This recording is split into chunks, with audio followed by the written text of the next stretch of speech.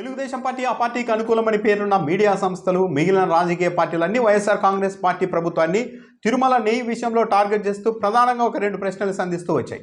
అసలు కర్ణాటక మిల్క్ ఫెడరేషన్కు సంబంధించిన నందిని నెయ్యిని మీరు ఎందుకు కొనుగోలు చేయలేదు? తక్కువ ధరకే నెయ్యి సరఫరా చేస్తామనంటే వెనుక ముందు చూడకుండా ఊరు పేరు లేని కంపెనీలకు, చిన్న చిన్న కంపెనీలకు నెయ్యి కాంట్రాక్ట్ అప్పగించేస్తారా? అప్పుడు నాణ్యత పడిపోదా అంటూ ఒక ప్రశ్న సంధించారు.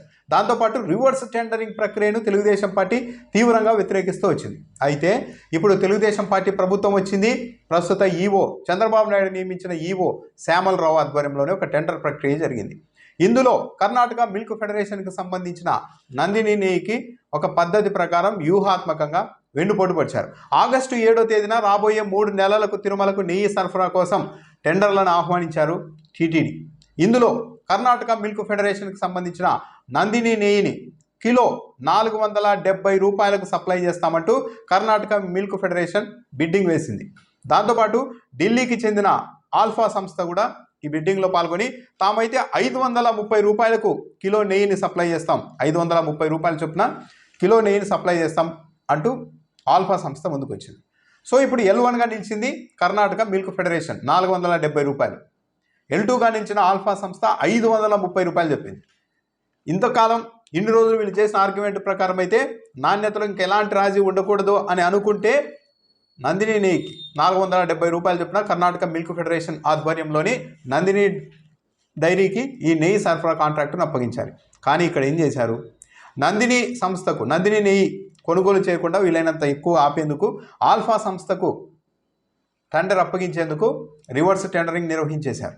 ఈ రివర్స్ టెండరింగ్ ప్రక్రియను మొన్నటి వరకు విపరీతంగా, నిన్నటికి వరకు కూడా, ఈ రోజు వరకు కూడా తెలుగుదేశం పార్టీ వ్యతిరేకిస్తూ వస్తోంది. కానీ ఆగస్టు 7వ తేదీన మాత్రం ఆ బిడ్డుకు సంబంధించి మాత్రం రివర్స్ టెండరింగ్ నిర్వహించారు.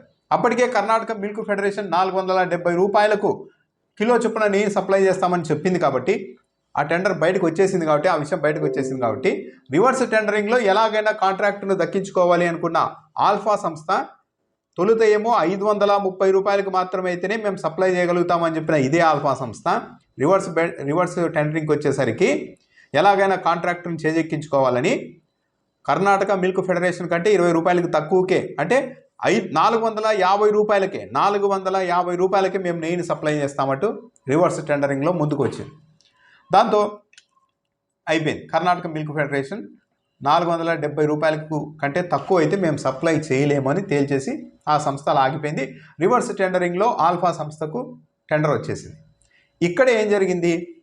ఆల్ఫా సంస్థకు ఏకంగా 65% మేర నెయ్యిని సప్లై చేసే పనిని అప్పగించేసింది టీటీడీ. కర్ణాటక మిల్క్ ఫెడరేషన్కు వివాదం అవుతుంది. గతంలో కూడా కర్ణాటక మిల్క్ ఫెడరేషన్కు సంబంధించిన నందిని నెయ్యిని వెనుకబడినప్పుడు బిడ్డింగ్లో తక్కువ ధర చేయలేదని దాన్ని పక్కన పెట్టినప్పుడు ఆ సంస్థ ప్రతినిధులు, ఆ సంస్థ అధ్యక్షుడు మీడియా ముఖంగానే మేమైతే క్వాలిటీ నెయ్యిని సప్లై చేస్తాం, ఈ ధరకైతేనే క్వాలిటీ నెయ్యి సప్లై చేయడం సాధ్యమవుతుంది, మిగిలిన కంపెనీలు తక్కువ ధరకు బిడ్డింగ్ వేశాయి అంటే అందులో నాసిరకం కూడా ఉంటుంది అని చెప్పారు.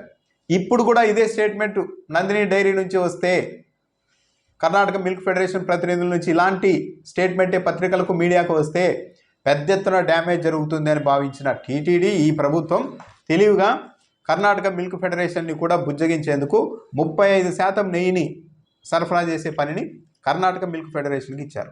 65% నెయ్యి సప్లై ఆల్ఫా సంస్థకి ఇచ్చేశారు. కేవలం 20 రూపాయలే తేడా. అది కూడా ఈ ఆల్ఫా సంస్థ తొలుత టెండర్ ఇచ్చినప్పుడు ఏకంగా 530 రూపాయలకి కిలో చొప్పున సప్లై చేస్తామని చెప్పింది.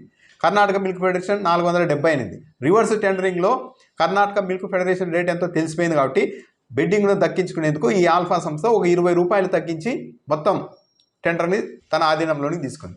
నిజంగా టీటీడీ చేస్తోంది కదా, నందిని నెయ్యి స్వచ్ఛమైనది, ఓ 10-20 రూపాయలకి కాంప్రమైజ్ కాకుండా దానికే సప్లై అవకాశం ఇవ్వాలి, కానీ ఇతర కంపెనీలకు ఇస్తే కల్తీ జరుగుతుందని మరి ఈడెందుకు ఓ 20 రూపాయలు తగ్గిస్తామని నందిని ఆల్ఫా సంస్థ ముందుకు రాగానే కర్ణాటక మిల్క్ ఫెడరేషన్కి సంబంధించిన నందిని సంస్థని పక్కన పడేసి వీళ్ళకి ఎందుకు కాంట్రాక్ట్ ఇచ్చారు? ఏకంగా 65% నెయ్యి సప్లైని ఎందుకు ఇచ్చారు? కర్ణాటక మిల్క్ ఫెడరేషన్కి అభ్యంతరం చెప్పకుండా ఈ టెండర్ల ప్రక్రియను ప్రశ్నించకుండా ఉండేందుకు ఓ 35% ఇచ్చారు.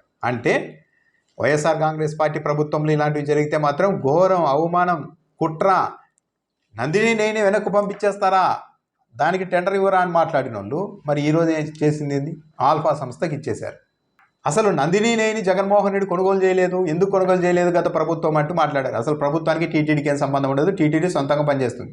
అయినప్పటికీ కూడా విమర్శలు చేస్తూ వచ్చారు. కానీ ఇదే చంద్రబాబు నాయుడు ముఖ్యమంత్రిగా ఉన్నప్పుడు 2015 నుంచి 2018 వరకు 3 ఏళ్ల పాటు ఈ కర్ణాటక మిల్క్ ఫెడరేషన్కి సంబంధించిన నందిని నెయ్యిని అసలు టీటీడీ తీసుకోలేదు, దక్కించుకోలేకపోయింది, ఏరే సంస్థలకే ఇచ్చారు. ఇంకా ఘోరం ఏంటంటే గతంలో టెండర్ పిలిచినప్పుడు ఈ నందిని నెయ్యి ఎక్కువ ధరకు చెప్తోందని చెప్పి మహారాష్ట్రకు చెందిన గోవింద్ మిల్క్ అనే సంస్థకు కేవలం 275 రూపాయలకే, కిలో 275 రూపాయలకు మేము సప్లై చేస్తామంటే ఈ కర్ణాటక మిల్క్ ఫెడరేషన్కి సంబంధించిన నందిని నెయ్యిని పక్కన పెట్టేసి మహారాష్ట్రకు సంబంధించిన గోవింద్ మిల్క్ అనే సంస్థకు కూడా చంద్రబాబు నాయుడు ప్రభుత్వం నెయ్యి సప్లైని అప్పగించింది.